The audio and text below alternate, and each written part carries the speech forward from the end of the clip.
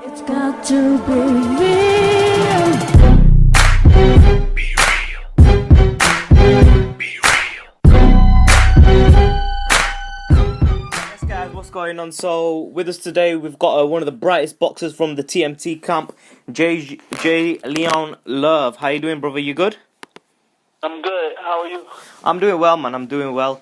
Now, brother. First of all, in your last fight, I saw you. I saw you fighting live on the undercard, and the thing is that I was impressed with your boxing, but a lot of people felt you took quite a lot of punishment in that fight. Me personally, I thought you still did quite well with the opponent that you had in front of you. What do you have to say, firstly, to your critics who say that you lost that fight? Because, in my opinion, I felt you won that fight quite clearly, outboxed him. Yeah, so what do you have to say to them critics? I mean, at the end of the day, critics are critics. I don't know a critic that's doing what I'm doing. I don't know a critic that's getting in there throwing the jabs. I don't know a critic that knows how to do anything but be a critic and discuss me or discuss other boxers' skills and things that they can't do. You know what I mean? So at the end of the day, I leave critics wherever they are. I really don't pay attention to them. My thing is not to prove them wrong. My thing is to go out there and win fights however I got to win them and become a world champion. You know, at the end of the day, I got the victory. You know what? I could knock a guy out in 20 seconds in the first round, and the critic is going to say, oh, he knocked out somebody in 20 seconds. I still don't see too much of him. Or I can go the distance and face adversity and still pull out the win, and then they'll say, oh, I don't think he won that fight. It doesn't really matter. You're never really going to satisfy everyone. You're never really going to satisfy everyone. So at the end of the day, I just got to keep it pushing and worry about what I got to do and don't worry about everybody else. I mean, they really don't matter to me. I mean, at the end of the day, it's about holding my record down and grabbing the fans' attention and performing like I'm supposed to. For sure, brother. Now, another thing I just wanted to ask you is, your recently, Erison De Lara and Canelo Alvarez had a fight, and the opinion on the fight was very mixed. You're a boxer puncher, and Erison De Lara, a lot of people felt that he ran in the fight. Some people felt he boxed in the fight. Now, with you, I wanted to ask, how do you, inside the ring, how do you decipher when to maneuver around the ring and when to stand and trade, and also how do you differentiate between yourself when you're moving too much and differentiate between what would be called as running, and you could lose points for that, in comparison to, ring generalship and getting known for outboxing your opponent and controlling the ring? Yeah, I mean, you know what? I am a boxer at one time, and then I can be aggressive at another. But to speak on Islam De Lara and the fight with Canelo, he had a lot of good moments during the first three or four rounds, and he was countering very well. His jab was landing. You know what? He actually had a good rhythm to where Canelo couldn't catch up, and he was catching Canelo with some good shots. And I think if he would have kept what he was doing in the first 3 rounds up, he could have pulled the victory because he was doing very well. Then he started moving. Okay, it's one thing to make a guy miss, but if you don't make him pay, then you just make him miss. You don't get points for making a guy miss. You understand what I'm saying? Yeah. We get points for punching, connecting, or whatever it is we got to do. But I think if he would have stood his ground just a little bit more, like he was doing in the first 3 rounds, then the outcome of the fight could have been a little bit different. I can't say if Canelo did good with starting to cut off the ring and starting to find a rhythm and throwing good body shots. You know what I mean? And he was landing more. And people asked me before the fight took place, who did I think would win? I said it could be a close fight, but I think Canelo will outwork Islam De Lara, because there's times that Islam De Lara doesn't throw punches like he didn't do in this ring in the fight. So he went maybe a round and a half with just moving. You know what I mean? Where he could be making Canelo pay for the misses that he's making. So we know the rules of the game in championship fights. You got to beat the champion. You know what I mean? You got definitely. You got to beat these guys to get a significant win. You understand? Yeah. And so being that Canelo, was kind of, in a little urge to and a little afraid a little bit. It was kind of scary. Like, wow, you know what I'm saying? He's being outboxed. He found a way. He caught a rhythm and he went for it, and he started to outwork in different spots. Things that he was doing, the body shots. Cutting off the ring. He started having more success, and I think he just pulled the fight away a little bit by just outworking Islam Lord. For sure. Now, the next thing I wanted to ask you, a lot of people don't really know this, right? They think that you're a lot older, but you're only 26 years old. You're quite young in the sport, and you're still learning. You're only 26. What things have you worked on since your last fight, and what things have you been improved on? Have you taken anything out? What changes have you made in your camp? I mean, I have a great team. Obviously, we all know I'm with Mayweather Promotions. And Al Heyman as my manager. Yeah. So, as far as that, I mean, I'm in the best hands you can be in, as possible. Not only that, man, I have a great trainer, Eddie Mustafa. My strength and conditioning coach, Chris. We are just working to get stronger. And I have great speed. I have great boxing ability. I have good defense, or whatever the case. I'm fighting some tough guys. I mean, I fought Parabon, Rosado. I'm fighting. Every fight that I have is a tough fight. Yeah. They pretty much give me a name, and I just say, okay. You know what I mean? It's never like, oh, what about him? Or what about this guy, or this guy, or this guy? I never really fumble between names. If they give me one name, that's the first name we go off of. So Parabon was the first name we got. And so we took Parabon. Parabon is a tall, lanky, tough fighter, rugged fighter. Very awkward, but he can throw. He throws a lot of punches. You don't see a lot of fighters like that. So, I mean, we knew it would be a hard fight, but I knew that was a fight I could win.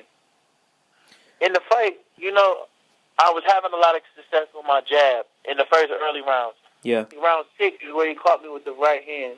The round 5 or round 6, he caught me with a good right hand. And that was really the only round he was really, successful in after that. I made it through the round, and I came out and hurt him in the next round, which was the 6th round. So, and then from there, I took, I went to boxing and doing what I know, and putting my jab in the right spots and outboxing them. So, people say, it's a close fight or whatever the case. I never knew a guy winning a fight by winning one round, but not knocking a guy out. I just don't understand that. So, it's kind of crazy, but, at the end of the day, all my thing is to do is go out here, just try to perfect my craft. It's easy to get distracted. It's easily to, get content and things like that. But where we are, I see Floyd train, and this guy has millions and millions and millions of dollars and still works like he has $10 in his pocket, and that's his last. So I just take that, man, and I just continue to go to the gym and grind. We already sparring 10 and 12 rounds with some top guys, Badu Jack, Ronald Graville, Thomas Hill. We got a lot of guys in our gym that's putting in good work, and we all work together. So I think that right there, you got Kevin Newman. You got a lot of guys in our gym that are putting in work, and it makes me want to work hard. And so I continue to perfect my craft, try to work on all my mistakes. I mean, what more can I do? That's why this is boxing. I mean, I'm not perfect, and I am young in the sport, and I am growing. So I have no choice but to perfect my craft. For sure. Now, I personally, I had you win that fight quite convincingly. I thought although obviously in boxing you do get hurt, you showed grit, you came back, you showed heart, and you won the fight. So in regards to that fight with Parabana, I was personally quite impressed with you because you showed heart. Not a lot of fighters these days show heart. You get a lot of fighters who give up in the ring. You didn't do that. You fought on and you won the fight. Next thing I wanted to ask you, I'm from the UK, and over here we've got 3 people in your weight class. We've got George Groves, Carl Froch, and James DeGale. Would you be ever willing to come to the UK to fight any of them 3 fighters? Of course. Why wouldn't I? I mean, you got some of the greatest fans in the world in the UK. You got a great stable of super middleweights, lightweights, whatever. You got great fighters over there, and I think that's what we should do more. Americans should go over there and fight more, and more English, and those other fighters should come over here and fight more. I mean, that just makes the sport grow. Am I willing to come over? Yeah, of course. I mean, these are names that you can't get away from, and not that I'm not looking to get away from the names anyway. These are names I would love to share the ring with. So yeah, like I said, it's all one fight at a time. So, I take care of business when on August 30th. I'm not sure against who. I know it'll be here in Las Vegas, and the next move is wherever, But I think it'd be good to fight over there. I would love to. Now, you're with Al Heyman. You're fighting on the Floyd Mayweather Marcus Chino Maidana rematch undercard, if I understand correctly. Is that right? No, you know what? We actually haven't heard any news of that. So, all right. The first day that I heard is August 30th here in Las Vegas. Not sure against who yet, but that's what we hear. So we already in training camp. Training camp has started for us. Yeah, that's what we're just getting ready for right now. Could you throw us some names out to Be Real TV, brother? Some people who you're looking to fight next, and who the potential opponents are. I mean, you got the winner. You got the winner, or you got Sakio Bika and Anthony Durrell, who are about to fight, who put on a good performance with each other the first go around. That could be one of the winners of that. I mean, it's a lot of names in the super middleweight division. Some that I don't even know of. So honestly, I don't pay attention to the other guys. I do catch them when they do fight. Carl Froch, I do know. Even that'll be a fight. That'll be big. Maybe we can fight over there and fight him one day, whatever the case. But I mean, it really doesn't matter. I can't really say too many names because I don't know. But at the end of the day, I just I plan to share the ring with any fighter that I can. That's in that top spot, holding a belt or whatever the case. Now, I wanted to ask you about a very specific fighter. He's one of the pound-for-pound best fighters in the world. I'm not talking about Floyd Mayweather. I'm talking about Andre S.O.G. Ward.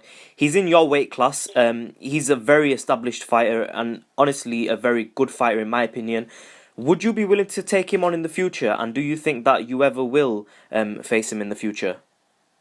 You know what? Andre Ward is a great fighter. Done great things. Olympic gold medalist. A great fighter. And to be great, you got to fight great fighters.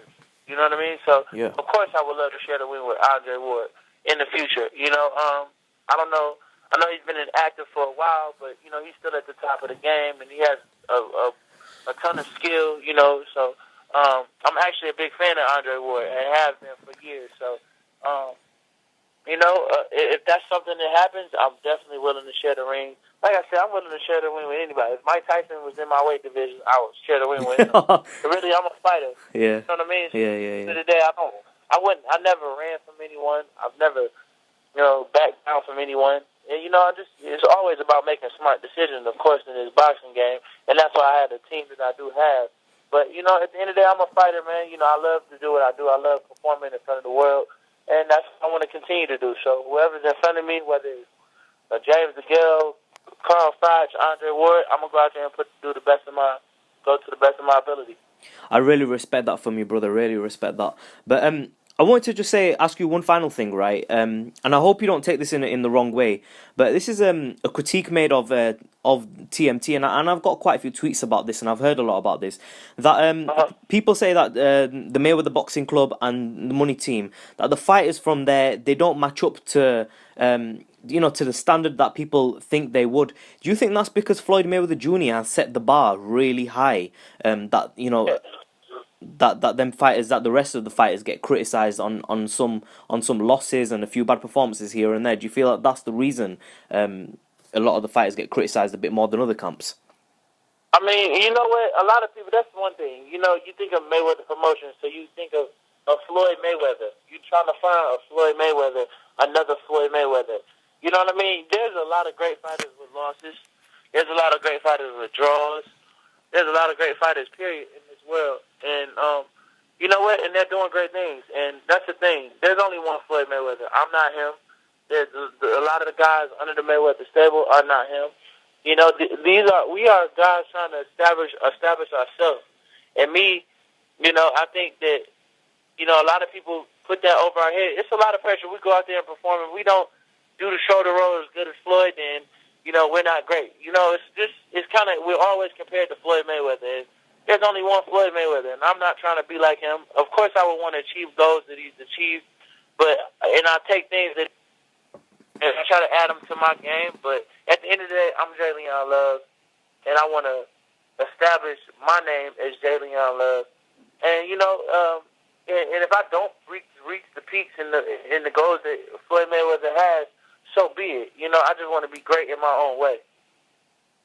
Well, brother, we wish you all the best on Be Real TV. May God give you all the success in the world, my brother. And we really hope that you can establish yourself in your weight class and in the future do some big things. I'm really impressed by what you said, that you aren't gonna duck any fighter. I think that's what we need in the sport of boxing today. And it's been really good speaking to you, brother. I appreciate it. Thank you. Thank you very much, brother. Speak to you soon. Take care of yourself. All right. Nice one. Take care. Bye.